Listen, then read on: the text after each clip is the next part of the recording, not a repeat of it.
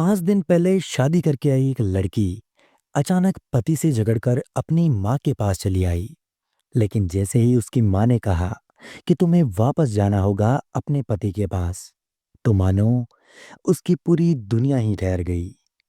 तो आखिर एक माँ ने अपनी बेटी के साथ ऐसा क्यों किया?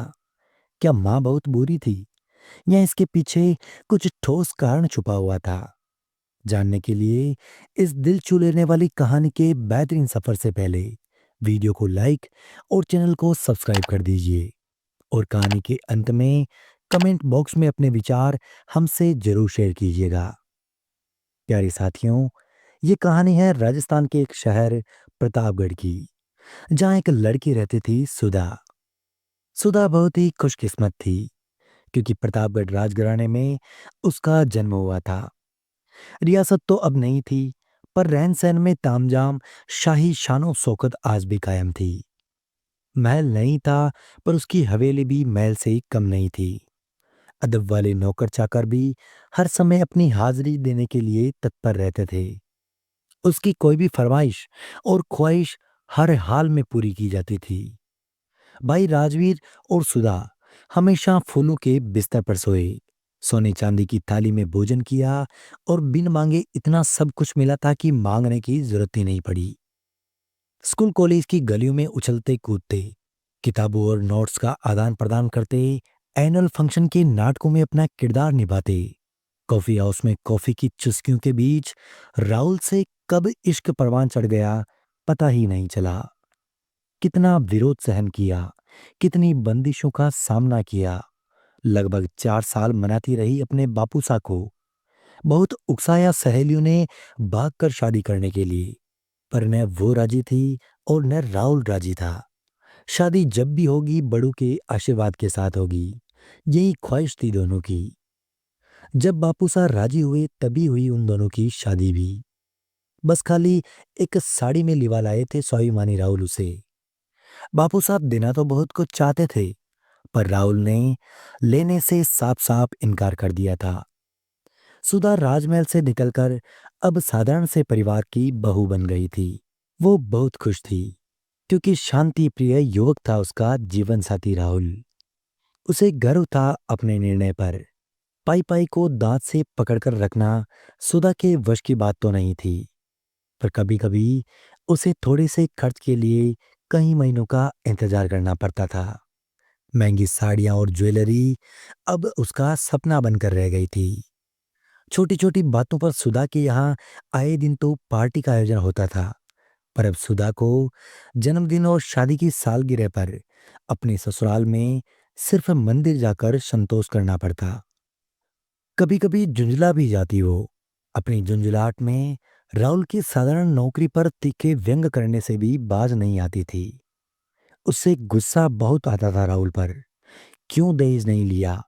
अगर लिया होता तो सुख सुविधाओं से युक्त शानदार घर से लेकर महंगी ज्वेलरी तक सब कुछ होता हमारे पास। पर राहुल का शांत और संतुलित व्यवहार उसकी हर नादानी को मुस्कुराहट की हवा में उड़ा देने की कला जानता था। वक्त के साथ धीरे धीरे राहुल के प्रेम ने हर रिक्तता को भरने का हौसला दिया। वो खुद भी राहुल के रंग में रंगती चली गई। लेकिन जब प्रेम सिर पर चढ़कर बोलता है ना, तो कमियां ही खूबियां बन जाती है। अब जरूरतें उतनी ही बची थी जितनी की पूरी हो जाती थी। लेकिन आगे चलकर राहुल कॉलेज का प्रोफेसर बन गया। बहुत अच्छी न सही, पर बंधी हुई आमदनी जीवन की जरूरतें पूरी करने के लिए पर्याप्त थी। अब 2 बच्चों की माँ सुधा का पूरा ध्यान बच्चों की परवरिश पर था। लेकिन इसी बीच एक दिन एक घटना हो गई। सुधा के पियर में उसका भाई राजवीर एक दिन अचानक बेहोश हो गया। जब उसे हॉस्पिटल ले जाया गया, तो डॉक्टरों ने बताया कि इसका पूरा शरीर नशे की गिरफ्त में आ चुका है। ये सुनते ही बापूसा एकदम से चौंक गए। इसकी कल्पना उन्होंने की ही नहीं थी, क्योंकि 10वीं के बाद राजवीर को बापूसा ने अच्छे संस्कारों और अनुशासन के लिए बाहर हॉस्टल में पढ़ने भेजा था। वहीं उसे नशे की लत लग गई। दारू से लेकर चरस, गांजा, हीरोइन और जाने कौन कौन से पदार्थों का सेवन करने लगा था वो। अब बापूसा ने उसे अपने पास ही रखने का फैसला कर लिया।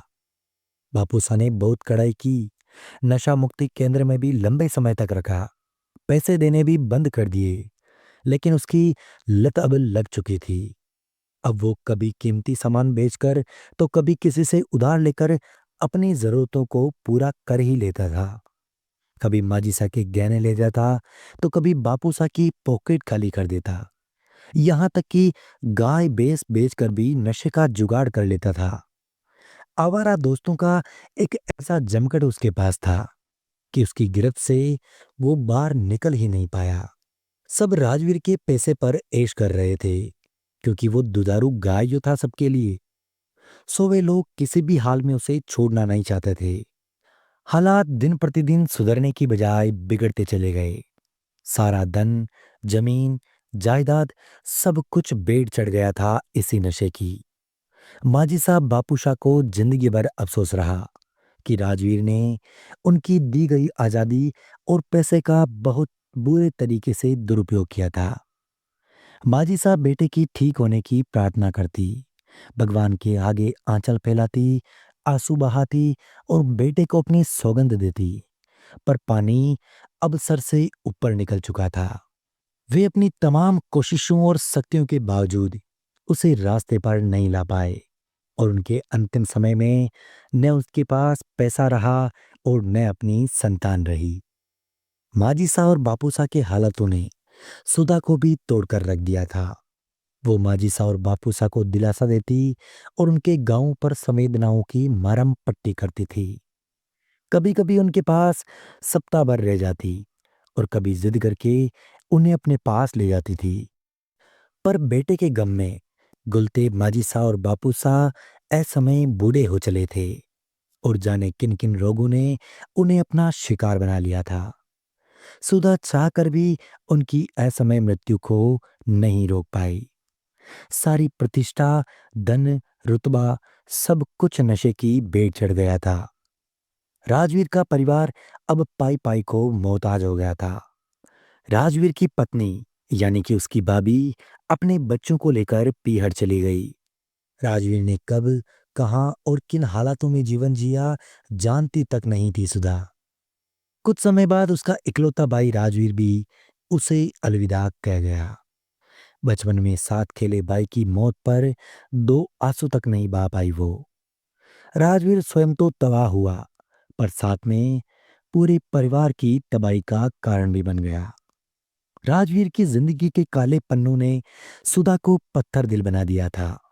अब वो अपने बच्चों को बहुत प्यार तो करती थी, पर उनके भविष्य को लेकर हमेशा ही अत्यधिक सावधानी बरतती।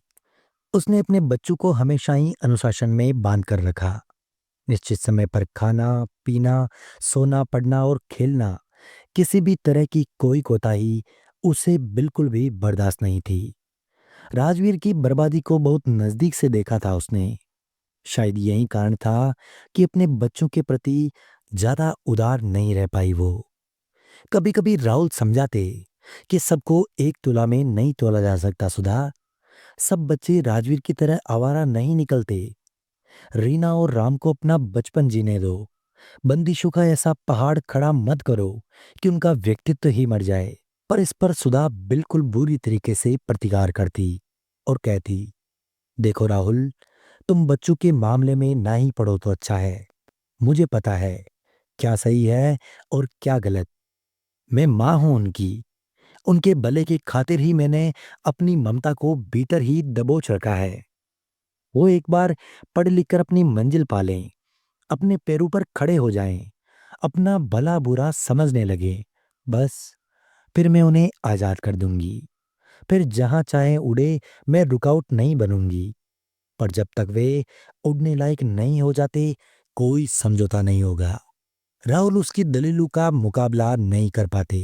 दिन महीनों में और महीने सालों में तब्दील होते जा रहे थे। रीना और राम दोनों ही पढ़ाई में बहुत अच्छे थे। प्रोफेसर पिता और माँ के कठोर अनुशासन में बड़े होते बच्चों की जब भी कोई जिद पूरी नहीं होती और परीक्षा के दौरान तो टीवी का कनेक्शन तक कटवा दिया जाता, तब रीना और राम दोनों के मुंह से एक ही डायलॉग निकलता, तुम बहुत बुरी हो माँ। सुधा इस डायलॉग को एक कान से सुनकर दूसरे कान से निकालने का दिखावा करती, पर भीतर ही भीतर तड़प कर रह जाती। एक माँ को उसकी ही संतान बुरा कहे, इससे ज्यादा दुख इस दुनिया में किसी को क्या हो सकता है। जिस दिन तुम माँ बाप बनोगे तब जान जाओगे कि कितना मुश्किल होता है अपनी ममता का गला घोट कर अनुशासन का पाठ पढ़ाना। ऐसा नहीं था कि वो कोई हिटलर थी। घर पर बच्चों का बर्थडे सेलिब्रेट करती, एक एक लजीज डिश वो खुद पकाती थी। टिफिन ऐसा डालती कि सारे दोस्त टूट पड़ते थे।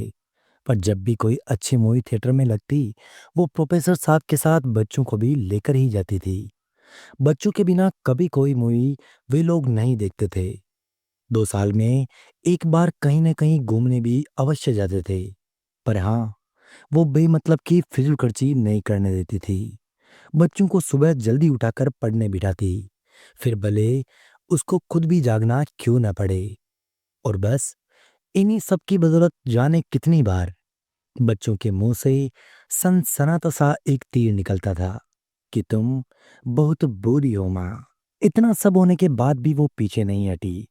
राहुल भी उसकी लगन, मेहनत और इरादों को जानते थे, इसलिए उसके और बच्चों के बीच कभी नहीं आए। बच्चों की प्रोग्रेस देखकर वे भी बहुत खुश थे। एक दिन अचानक हृदय गति रुक जाने से राहुल उसे छोड़कर चले गए। अब इस बड़ी दुनिया में बच्चों के सिवा उसका कोई भी नहीं था। महीनों बाद जब वो संभली, तब लगा कि घर की आर्थिक स्थिति को संभालने और बच्चों की परवरिश के खातिर उसे अब हर हाल में नौकरी करनी होगी, अन्यथा बच्चों का भविष्य बिगड़ कर रह जाएगा। अब उसके संसाधन और आमदनी एकदम सीमित हो गए थे। जवानी की दहलीज पर, उम्र के जिस मोड़ पर बच्चों को पिता के साए की बेहद जरूरत थी, राहुल उन्हें छोड़कर चले गए थे।